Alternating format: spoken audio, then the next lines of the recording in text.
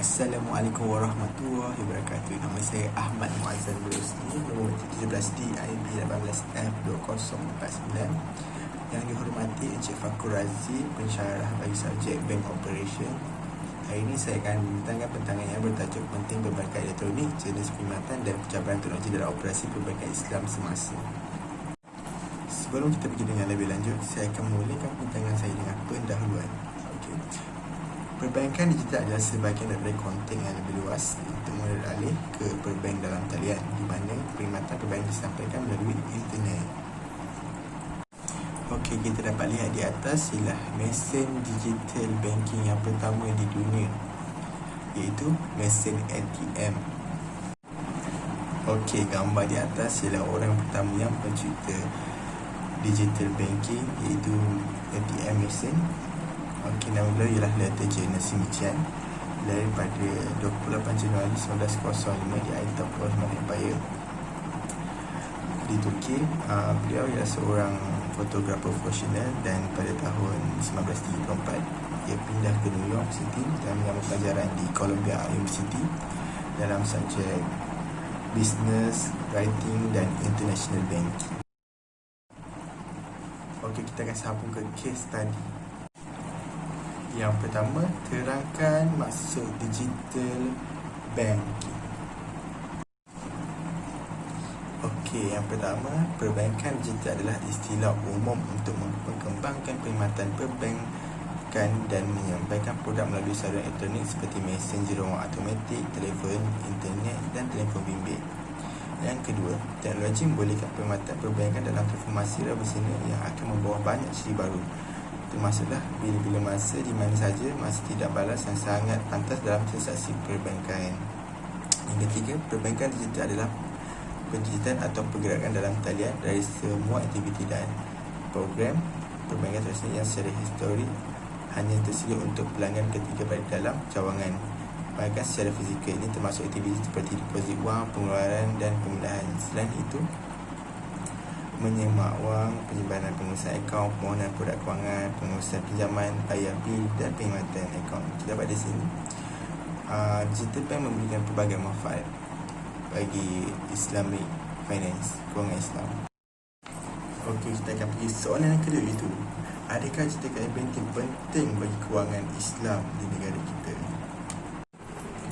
Bagi pendapat saya, digital banking sangat penting dalam kewangan Islam kerana saya mempunyai 4 poin untuk saya menjelaskan kenapa ia amat penting. Yang pertama, itulah easy to conduct, senang untuk diuruskan. Okey, kita dapat lihat di sini pada dunia yang serba maju ini, kita dapat lihat semuanya boleh dilakukan di hujung jari secara online. Antaranya kita dapat melakukan pembayaran zakat secara online kerana negara kita telah menyediakan pelbagai platform untuk kita melakukan ibadah kewajipan kita, iaitu pembayaran zakat. Contohnya antaranya platform My Bank to You, e-Zakat Pay, Zakat Fitrah Online yang bagi daerah Johor. Selain itu, kita tidak perlu bersusah payah untuk beratur ke kaunter-kaunter zakat untuk melakukan transaksi pembayaran zakat. Okey, selain daripada zakat, kita dapat lihat juga dari segi pelaburan. Okey, di mana terdapat platform untuk kita melakukan transaksi pelaburan, di antaranya platform Wahid dan platform pelaburan syariah di Bursa Malaysia. Okey, kita dapat lihat di sini platform ini sangat membantu masyarakat Muslim di Malaysia ini untuk melakukan transaksi tidak kisahlah dalam ibadah ataupun dalam muamalat. Okey, isi yang kedua ialah menjimatkan masa, kerana kita tidak perlu mengambil masa yang lama untuk pergi ke pusat bank itu, lalu kita kena beratur lagi untuk melakukan urusan kita, mengambil nombor, dan sometimes bagi orang yang bekerja, dia harus mengambil cuti separuh hari untuk melakukan urusan bank. Kita dapat lihat di sini di mana ia amat menyusahkan masyarakat pada masa kini kerana mereka tidak menguruskan masa dengan teliti dan sangat membuang masa dengan melakukan transaksi tersebut. Sedangkan di dunia maju ini kita dapat lihat semuanya boleh dilakukan secara online. disebabkan kita kaitkan dengan masa, saya teringat satu ayat Quran, iaitu Bismillahirrahmanirrahim, wal as inna insana lafi khusr illa allazina amanu solihati wa tawasaw bil haq wa tawasaw bis sabr, yang bermaksud demi masa sesungguhnya manusia itu benar-benar dalam kerugian kecuali orang yang beriman dan mengerjakan amal soleh dan menasihati. Okey, daripada sini kita haruslah menjaga masa kita dengan sebaik mungkin dan tidak melakukan dengan perkara-perkara yang sia-sia. Okey, saya akan menyambung pada ketiga, itu penggunaan kertas. Okey, kita dapat lihat tahun demi tahun penggunaan kertas ini semakin meningkat. Oleh itu, kita boleh mengurangkan penggunaan kertas dengan membatalkan surat yang tidak diperlukan. Kita dapat menggunakan penggunaan kertas dengan membayar bil secara online. Ini satu cara untuk kita menjaga ekosistem di negara kita. Okey, saya akan bertanya pertanyaan terakhir, iaitu penjimatan tenaga. Untuk penghatuan kita telah menggunakan tenaga ini pada berdekatan pada setiap hari, sama ada kita menaiki kenderaan ataupun menggunakan bahan elektronik seperti pemanas dan lain-lain. Okey, untuk penghatuan kalian, jika kita menggunakan tenaga ini, dia akan menghasilkan salah satu gas karbon yang dapat memberikan kesan buruk terhadap negara kita. Okey, apa kesan buruk itu ialah menipiskan lapisan ozon. Okey, untuk pengetahuan anda juga, jika lapisan ozon ini dia akan nipis, dia akan menembusi bumi dan akan memberikan kesan buruk terhadap manusia. Okey, saja dari saya. Sekian, terima kasih. Assalamualaikum warahmatullahi wabarakatuh. Nama saya Muhammad Hasnal bin Abu Hassan sebagai pementang kedua. Unit number 17 DIB 18F2067. Yang saya hormati Sir Muhammad Fakhur Razi bin Awang Milaid Ghazali, pensyarah bagi subjek Bank Operation kelas DIB 4B. Jadi hari ini saya akan membentangkan soalan C dan soalan D, seterusnya menyimpulkan pemenangan hari ini. Soalan C ialah cabaran dan peluang dalam melaksanakan perbankan digital. Cabaran. Poin saya yang pertama ialah dari segi keselamatan. Penting kerana mengatakan bahawa pemadam masih menjadikan institusi kewangan untuk mendapatkan wang mereka. Disebabkan itu, sebilangan pelanggan tidak bersedia mengambil peluang di dalam perbankan digital kerana takut menjadi mangsa kepada pemadam. Poin saya yang kedua ialah evolusi dari sistem perbankan kuno. Kebanyakan sistem perbankan menggunakan bahasa pengaturcaraan COBOL. Bahasa ini sudah bertahun-tahun tidak digunakan untuk memenuhi jenis teknologi yang ada sekarang.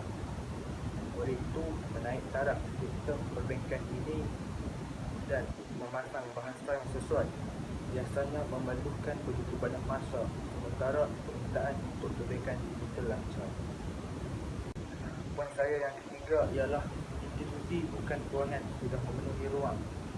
Beberapa institusi bukan kewangan menawarkan perkhidmatan yang sangat serupa dengan apa yang diharapkan perbankan digital hari ini. Platform media sosial seperti Facebook misalnya memungkinkan pengguna menghantar wang terus ke akaun bank seseorang, oleh kerana mereka tidak dibatasi oleh peraturan seperti yang dilihat oleh institusi kewangan. Tugas bagi institusi kewangan kini untuk menanganinya. Poin saya yang keempat ialah halangan dalaman. Untuk mewujudkan perbankan digital sepenuhnya, ini bermaksud kedua-dua sistem perbankan dan penyedia harus berubah kepada budaya giliran ataupun paruh waktu. Bank mempunyai perjalanan yang unik membentuk sebuah organisasi dan ini akan memenuhi tahap teknologi yang tinggi yang akan digunakan nanti. Seterusnya, saya akan menerangkan peluang dalam melaksanakan perbankan digital. Poin yang pertama ialah lebih banyak output, lebih banyak keuntungan.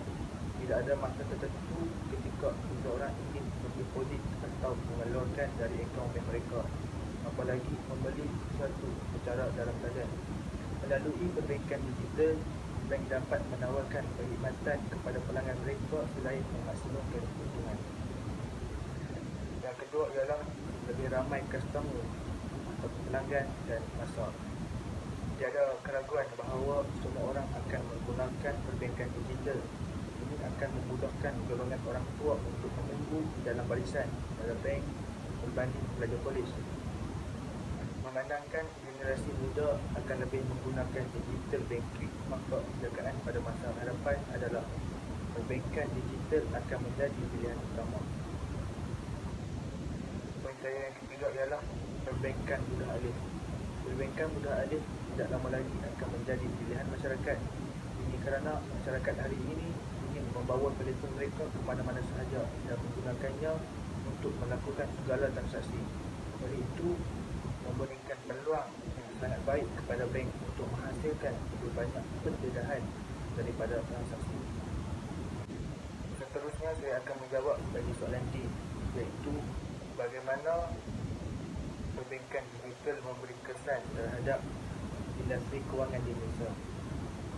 Pada pendapat saya, sejak pengenalan tunai rakyat baru-baru ini, rakyat Malaysia menyedari peranan dunia digital dalam aspek kewangan dan industri perbankan. Perbankan digital membolehkan produk dan perkhidmatan dipasarkan dengan lebih komprehensif ke seluruh pelosok negara. Ini merangkumi perkhidmatan perbankan untuk industri mikro, kecil dan sederhana. Perbezaannya dengan perkhidmatan perbankan tradisional adalah bahawa ia tidak memerlukan pembukaan pusat penjualan fizikal. Walau bagaimanapun, bank digital boleh mengambil bahagian dalam rangkaian perkongsian ATM, perkhidmatan pengeluaran wang melalui PayNet dan perkhidmatan kewangan melalui ejen. Perkhidmatan yang ditawarkan secara di dalam talian akan diintegrasikan dalam waktu nyata dan akan automatik melalui analisis ataupun teknologi untuk perkhidmatan pelanggan individu yang lebih pintar. Perbankan digital berfungsi untuk menyediakan perkhidmatan perbankan kepada sektor-sektor di mana bank tradisional kurang memberi perhatian, seperti tidak layak yang kurang dilayan serta industri kecil dan sederhana. Ini akan membantu komoditi dan syarikat yang kini mempunyai akses ke kemudahan perbankan. Secara langsung, ia akan dapat menjana ekonomi negara dan memberi kesan positif kepada negara. Bank digital juga mempunyai kelebihan dari segi kos yang akan menurunkan harga perkhidmatan perbankan kepada pengguna. Kesimpulannya, perbankan digital akan menjadikan kita lebih mudah untuk melihat maklumat perbankan penting dan melakukan transaksi penting. Terdapat pelbagai jenis pilihan yang ditawarkan oleh perbankan dalam talian kepada kita, tetapi kita mesti belajar bagaimana ia berfungsi pada mulanya. Perbankan dalam talian sangat berguna untuk setiap lapisan masyarakat dalam komuniti ini. Ia lebih senang dan senang digunakan. Di samping itu, dengan menggunakan perbankan dalam talian, ia menjimatkan masa dan kos antara satu sama lain, dan orang tidak perlu lagi beradu panjang di kaunter untuk menunggu giliran untuk tujuan peribadi ataupun perniagaan. Dan terakhir, perbankan digital menjanjikan pengalaman perbankan yang lebih baik bagi pelanggan dan bank. Di masa depan, pertanyaan bank akan menjadi sejarah, dan itu harus menjadi perhatian bagi mana-mana bank atau institusi kewangan yang ingin menguasai pasaran di masa depan. Sekian.